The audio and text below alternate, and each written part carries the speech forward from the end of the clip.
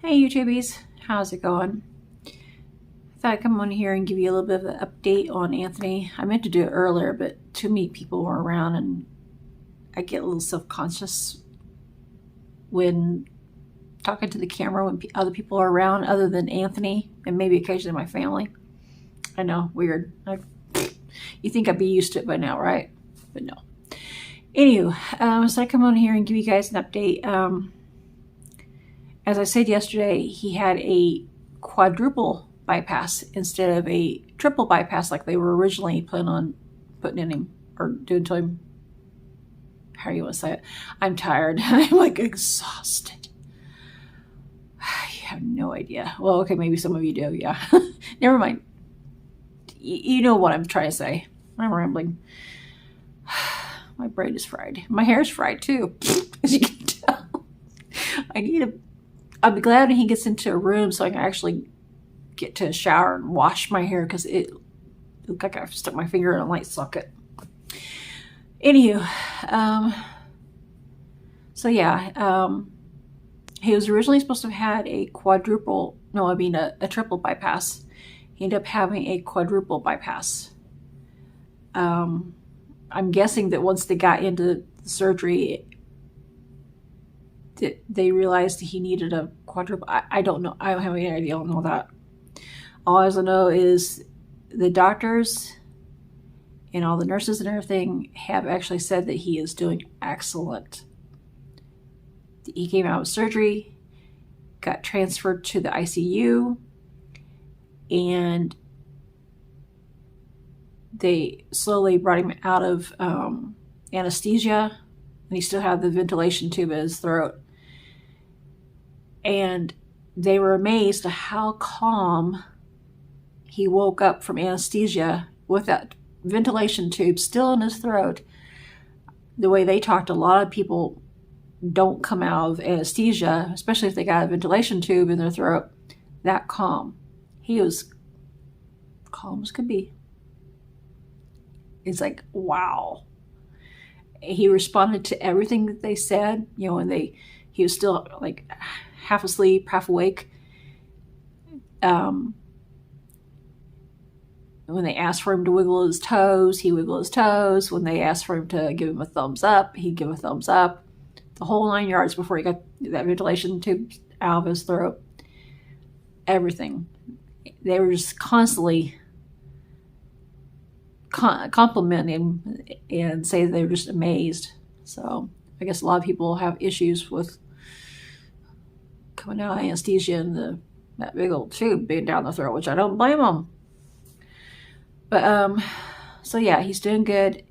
He is, well, when he came out of anesthesia, he's in a lot of pain, and for him to admit that he's in pain, he was on a scale of 1 to 10. He was a 7, he said.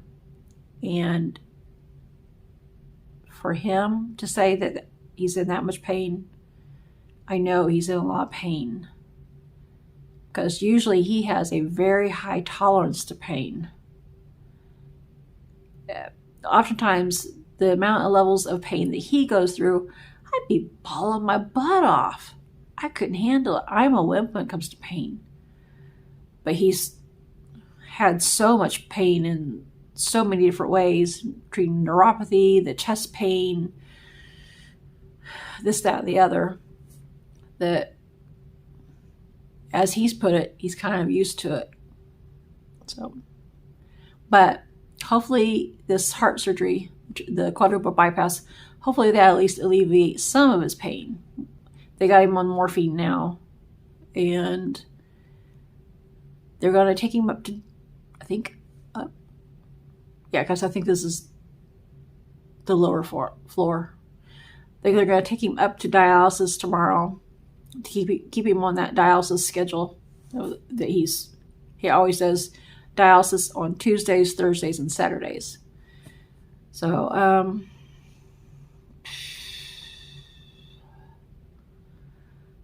so tired I can't think. My brain's fried, my hair's fried.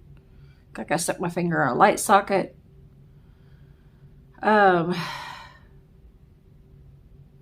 My phone died earlier and I couldn't find my charger.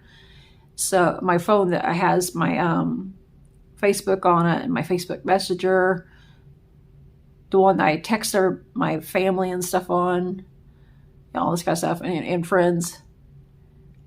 It died, so I had to eventually find the charger and then get it charged. So I have a whole bunch of people to message back tomorrow. So if you're one of those people that I need to message back, I'm sorry I didn't get to you. Partly I needed to charge my phone. Well, actually, partly I needed to find the charger. It was in my suitcase, which is like stuffed, like a overstuffed turkey. So I overpacked things. I brought a suitcase of sewing rollers and a backpack and my purse. I packed too much. I always pack too much. And I even took some stuff out of my suitcase. Everything's still too heavy. I'm getting my exercise. Oh wow, it's only been one day. I was going to say last couple days. It's only been one day. Whew. Okay, I got my exercise today by packing around that backpack on my back and carrying my heavy purse and wheeling around my heavy suitcase. So, wow, it's been a long day. See, yesterday, Monday, Anthony and I, well, actually, my parents too, we all got up at 3 a.m. because he had to be over here at the hospital in Kansas City at 6 a.m. And it's close to a 2-hour drive. We kind of missed the timing a little bit. We were a little bit early, about like 40 minutes early getting here. And the doors weren't even open yet. So we probably could have slept in just a little bit more. I could have used a little extra sleep. I didn't get much sleep Sunday night because neither did Anthony, because I'm just so anxious and worried about this surgery. So I was in the middle of saying something. What was I saying? Oh, yeah. I don't have the cats to use as an excuse to interrupting my thoughts this time. It's my own brain. But, so yeah, we got up at 3. We left the house at 3:30. Got over here about 5, between 5 and 5:15. They wouldn't let us in the doors until, said that nobody gets into the surgery doors until 6 a.m. Well, then my dad decided he had to go pee. So we had to drive around all over creation to try and find some place for him to go pee and everything. One of the nurses just walked by and see me in here. But anyway, so yeah, we had to drive all over creation for Dad to find a place to go pee. Couldn't find any place. We stopped at he tried to get into the surgery doors. That was locked. They wouldn't let anybody in. Not even to go pee. I don't know if it's because Anthony was tired and anxious or what the deal is, but we tried to figure out how to get into the ER. Where you go into the ER. Slow down, Vicky. My mouth and brain are not cooperating. But we couldn't figure out how to get in there. Anthony accidentally backed into something. I don't know what he backed into, but all of a sudden the van went crunch. So, because when he's turning around, there's a spot that didn't have any lights and he couldn't see what he was backing into. So, crunch.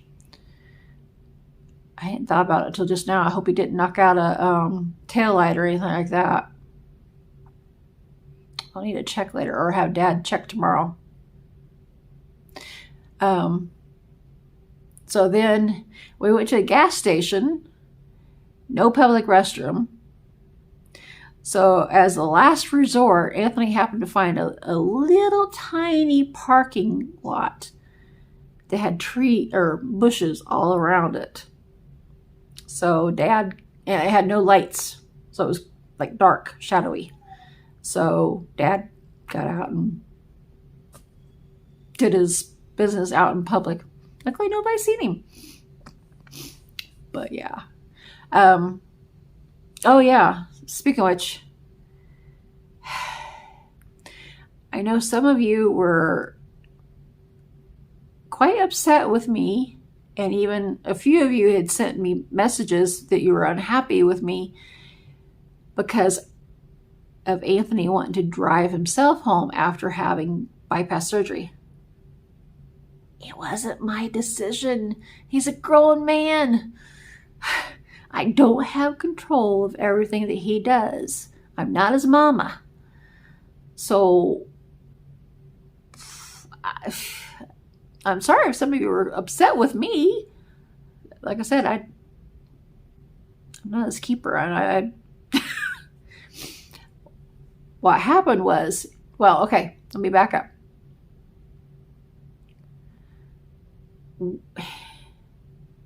We didn't have anybody to bring us over, to drive for us, especially since I don't got my license right now. That's a whole long story on that. But so we didn't have anybody bring us over. We asked our neighbor. He would have charged $100 per trip, which I was willing to do it. Didn't really want to pay that much because we don't really have it, but I was willing to do it if it meant getting Anthony home safe after his surgery. Dad, I asked him to do it, but he didn't have his car, and he didn't want to bring us over because he didn't have his car.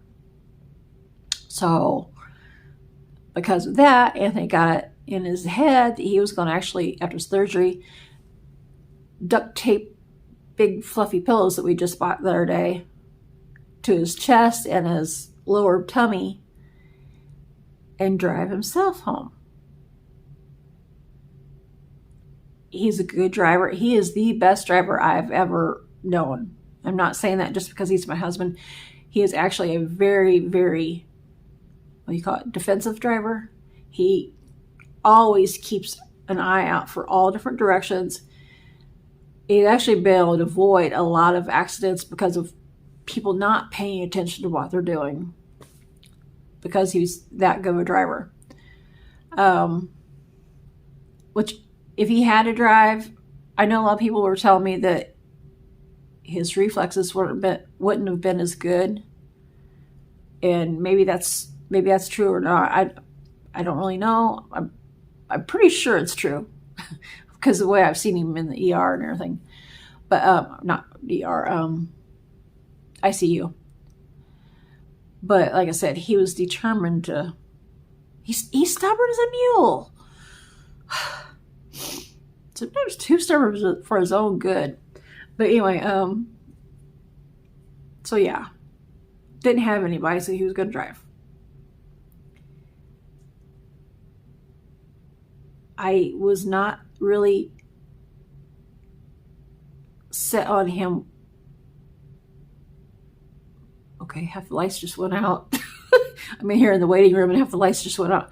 I was not really set on him, driving after surgery or being released from surgery, or, what I'm saying, I hope. But, a little bit rambly, I'm sorry.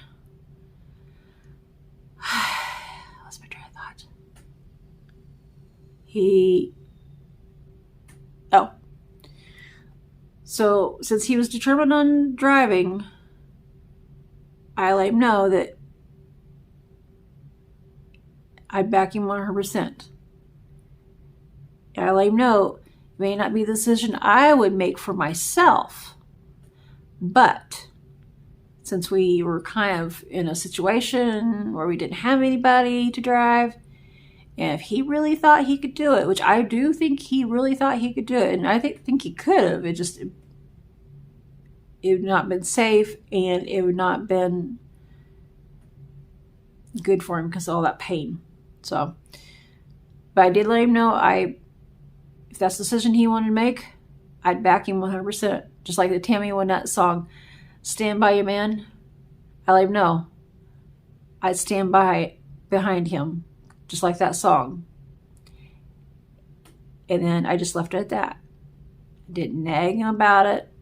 Didn't bug him. Didn't, harass him. I just, in our bedroom, I went over to my side of the room and worked on my computer and stuff like that, like I always do. And I just gave him time. It didn't push him. Gave him time. And a couple of hours later, just as we were getting ready to crawl in bed, he actually let me know that if I really want to, then he was okay with me asking Dad. Again, I should say. This time I asked Dad if he could drive our van, because that was going to be easier for Anthony to get in and out of. Plus, Mom and Dad's car is still the mechanic shop. I think I forgot to mention that part a while ago. See what happens when you're tired? You forget little details like that. But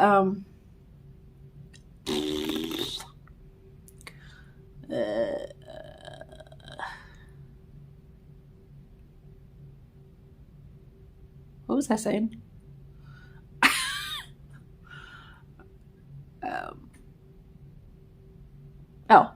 But yeah, since I gave him space, he let me go ask Dad if Dad would actually bring us in the van. And Dad wasn't real happy. He wanted to actually drive us in the van here and then just expect us to get a ride home, I guess in a taxi or something. Drive 2 hours away, almost 2 hours away. So because of it, Anthony backpedaled on me and again wanted to drive himself. So for a little while, I had to go back and forth between the living room and the bedroom, living room and bedroom, living room and bedroom, trying to talk Dad into driving the van, driving us here, and coming to pick us up in the van when Anthony gets released. And then also have to go in the bedroom to talk Anthony into sticking to that plan. The two men in my life were being a pain in the booty. That's all I can say. Royal pains in the patootie. So yeah. So Dad is going to pick us up whenever Anthony gets released. It's right.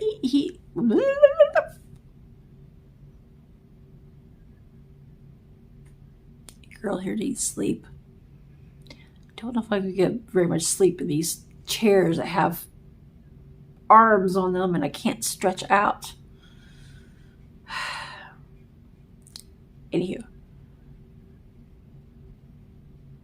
Gosh darn it, I forgot what I was going to say again.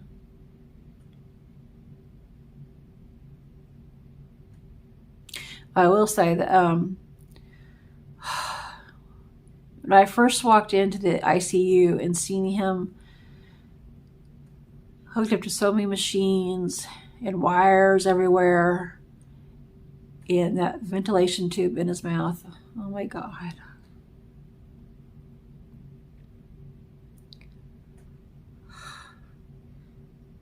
Tried to cry, but boy, I really wanted to, at that time in particular, well, both then and now, I want to cry.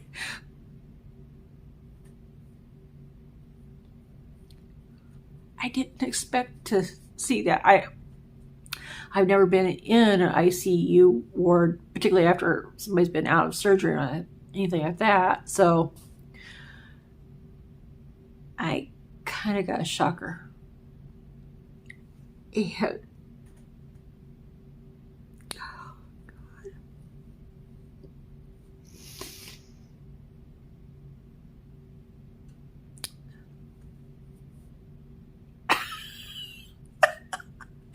Now the guard went by and looking at me.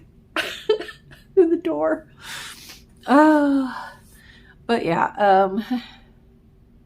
I'm hoping he gets to go home within the 6 to 7 days that they're saying that he'll be able to go home, or should be able to go home in that time.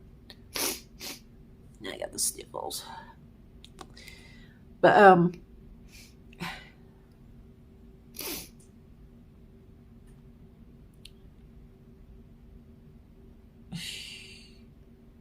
gosh darn it, I was to say I need sleep. I've basically had maybe 2 hours and a couple snoozes since the other night. I was sleeping early this morning when we first got here. I was sleeping in the surgery lobby, waiting room, where you'll call it. Yeah, waiting room. I fell asleep a couple times, and each time I accidentally woke myself up because of snoring. Like, oops.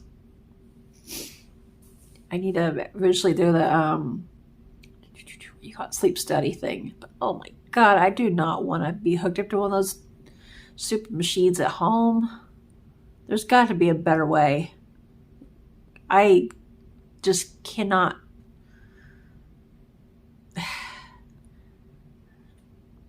I have trouble sleeping as is. I cannot imagine a big old octopus thingy on my face. Like,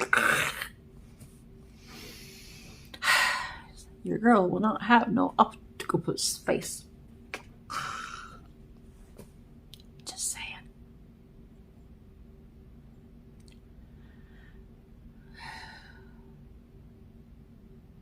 I know they have the other kind of that go under your nose or whatever, or something. I can't imagine myself being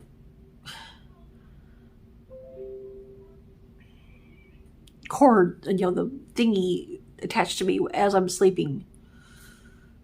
There's got to be a better way. Gotta be. Anyway, oh, I will say that our kitties, Bruce and Diana, before we actually came here to the hospital, like a couple days before we came, they were excessively needy. Both of them just constantly coming to us and wanting attention over and over and over and over and over. The point was kind of annoying. It was cute, but it's annoying. I think it's because they sensed that something was up, that something was about to happen, that we were going to be, I don't know if they sensed that we were going to be gone, or, I don't know exactly. But they knew something. Cats are smart. Animals are smart. But yeah, last night, Bruce, which is mostly Anthony's cat. He's all over me, Anthony, mom, and dad. He's all of our cats. Both of them are our cats. But Bruce mostly claims Anthony as his human. So he was constantly coming in the room last night when we were trying to sleep and meowing almost like he was crying. Like he's been a big baby. He's oftentimes a big baby. He's Anthony's big baby. He's so adorable. But that was very unusual for him to come in the room and cry like that. I don't think he's ever done that, or at least not to that extent. So it was either because he sensed something was up, or because Diana was in his chair. We have an easy chair. Mom has her easy chair. Dad has his easy chair. And then there's another chair on the opposite side of the room for guests. Well, Bruce lately has claimed that chair as his. And usually when Diana gets in it, they have a battle. And I do mean a battle. The fur actually flies because he gets mad about her being in his chair. So that might have been part of why he was crying last night also, because she was in his chair. She took over his chair. So, anywho, I better scoot. At the moment, Anthony's doing really good. I'm going to go see him again at the butt crack of dawn. So as they open those doors, let me in. I'm going to be in there. So before I got kicked out of ICU, I didn't actually get kicked out, but before they made all the guests leave, I let him know that I was leaving and gave him a kiss and hug. And overall, he's really alert. He's amazed me. I know he's hurt because of that incision and everything, but overall, he's doing better than I thought. Guard came through and asked me if I had somebody in ICU. Like, I'm thinking, yeah, why else would I be in here waiting up at midnight 30 in a hospital? Duh. So, anywho, I'm on Scoot. If you guys are new to our channel, don't forget to like, comment, subscribe, share, and hit the notification bell. And hopefully Anthony gets to be moved up to a room tomorrow. I'm not for sure. So if not, then hopefully the next day. So who knows? I might be camped out in this waiting room